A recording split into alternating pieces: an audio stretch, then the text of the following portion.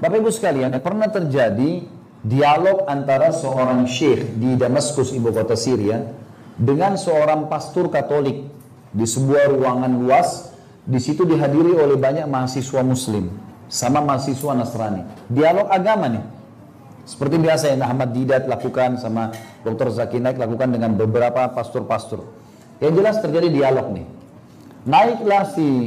Naiklah si pastor ini ke atas podium membuka pembicaraan mengatakan, kalian umat Islam ini melarang pengikut kalian untuk menyembah berhala. Nggak boleh sembah patung, nggak boleh sembah pohon, nggak boleh pakai jimat. Tapi kalian sendiri semuanya menyembah berhala. Buktinya kalian sujud menghadap Ka'bah. Ka'bah itu juga berhala, batu. Bedanya yang disembah oleh orang misalnya patung hewan, ini kalian rumah. Secara akal benar juga gitu kan. Jadi itu kalian sembah berhala juga sama. Yang kedua, ini jadi saksi bahasan kita. Kalian mengharamkan babi dengan alasan salah satunya babi makan kotoran. Sementara saya bisa buat peternakan, kata si pasturnya, peternakan di Eropa, peternakan babi terbesar di Eropa, saya akan minumkan susu, saya makankan daging sama sayuran. Nggak ada penyebab haramnya. Sementara kalian umat Islam makan ayam, ayam itu makan kotoran. Ini dua syubhat, dua alasan dia ingin menyerang Islam. Tapi subhanallah, Allah selalu menyiapkan orang yang bisa membela agamanya ya. Berdiri si syekh ini mengatakan, pastor, sudah selesai sudah, baik, Anda tetap di podium. Saya jawab sementara saya di sini. Karena dia mau berikan petunjuk kepada anak-anak muslim di sini. Ini pertanyaan ringan, bukan berat. Maka dijawablah sama dia. Dia bilang, kalau yang pertama, Anda mengatakan kami menyembah berhala, Ka'bah, Anda keliru. Kami tidak menyembah Ka'bah. Yang kami lakukan adalah menjalankan perintah Tuhan kami, sujud menghadap Ka'bah. Kasusnya perintah, bukan tempatnya. Kalau perintah Allah sujud ke lautan, kami sujud ke lautan. Ke pohon, kami ke pohon. Perintahnya ke Ka'bah. Ka'bah itu sebuah rumah. Dan Anda perlu tahu, Ka'bah itu kalau mau rubuh direnovasi oleh umat Islam. Ka'bah itu berapa kali renovasi? Simbolik saja.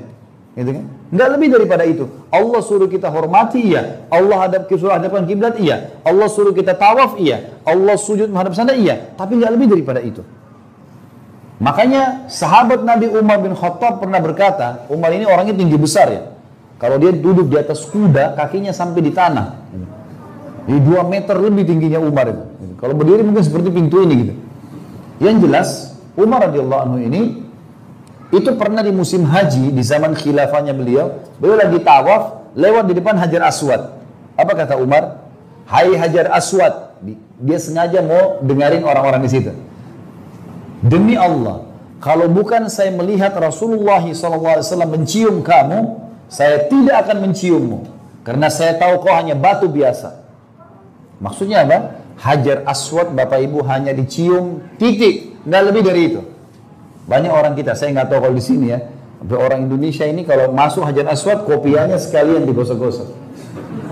Kenapa Pak? Wangi. Ya pastilah wangi.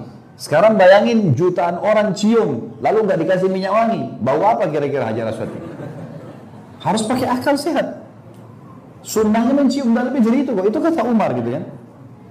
Ada juga banyak orang-orang, saya tidak tahu juga kalau di sini ya, tapi banyak orang-orang kita masuk ke Mekah, Ka'bah, bawa gunting. Gunting kiswahnya Ka'bah. Bukan untuk tahallul, untuk gunting kiswah. Gunting, kemarin ada orang Indonesia itu ditangkap tuh gara-gara gunting. Orang kan gunting biasa kecil ya, ini besar. Bawa pulang jadikan jimat soalnya, digunting-gunting bawa jimat. Ini apa kiswah itu dibuat oleh kerajaan Saudi? Ada tempat pembuatannya di Mekah ada. Untuk memperindah Ka'bah. Nggak lebih dari itu kok gitu kan. Jangan salah ini gitu. Tapi orang banyak salah pahamin. Tinggal cerita kita kembali ke tadi. Kata syekhnya, kami tidak menyembah Ka'bah.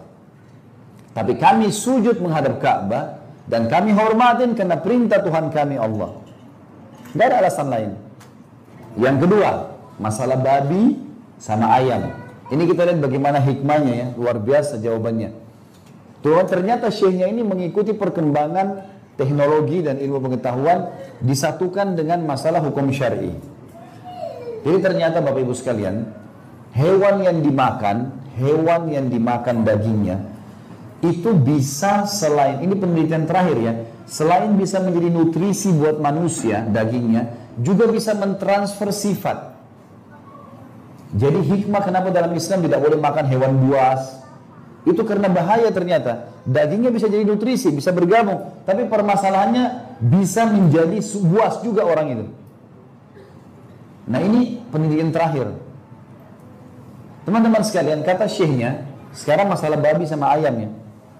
Kata syekhnya, coba panitia naikkan babi 3 ekor di podium dan juga ayam, tapi babi dulu. 3 ekor ya, 2 jantan, 1 betina. Naikin babi dulu. Babi ini, Bapak Ibu sekalian, punya sifat buruk nih. Apa sifat buruknya babi itu? Jadi babi ini kalau di alam manusia ya, kalau ada suami istri datang nih, kalau manusia. Nah babi ini, dia datang sama betinanya. Kalau ada jantan lain, dia saling merangsang dengan jantan itu. Jadi homo, dia langsang dulu jantan sama jantan. Siapa yang terangsang duluan, itu menggauli betina itu. Jadi misal dia rangsang jantan yang baru nih, nanti kalau terangsang lebih dulu, jantan ini menggauli betinanya dia tunggu. Terus yang jantan kembali merangsang dia untuk menggauli betina yang sama. Ini sifat buruknya babi, berbahaya sekali. Jadi ternyata selain punya cacing pita yang mematikan, memang dia punya sifat itu. Orang kalau sering makan babi, kecemburuannya hilang. Gak ada sama sekali cemburunya. Kata Syekh yang sudah lihat bagaimana perilakunya babi terhadap betinanya, dibiarin jantan lain menggauli betinanya depan matanya, gak lihat, turunin, naikin ayam. Kan tadi pastor kasih contoh babi sama ayam. Kata Syekhnya naikin ayam. Ternyata ayam ini jantan sama jantan, kalau ada 2 bersaing nih, yang menang akan dapat betina itu, dan betina ini akan dijaga sampai dia mati. Mana pernah ada yang bisa mendekati betinanya jantan tuh kalau di ayam, dikejar sama dia. Biarpun dia kalah, tetap dia bertahan di situ. Dia nggak akan tinggalin gitu kan. Kata Syekhnya, inilah perbedaan dan perumpamaan antara kami dengan kalian. Kalian seperti babi itu, kami seperti ayam itu. Kan ada contohnya tuh. Karena kami dalam Islam punya mahram. Istri saya, ibu saya, tante saya, saudari saya, anak saya perempuan tidak boleh sembarangan orang sentuh. Mau ada adabnya, datang akad nikah baru halal, kalau enggak boleh, gitu kan. Seperti itulah. Jadi Bapak Ibu sekalian, Islam datang memang dengan kemuliaan. Allah tidak memerintahkan suatu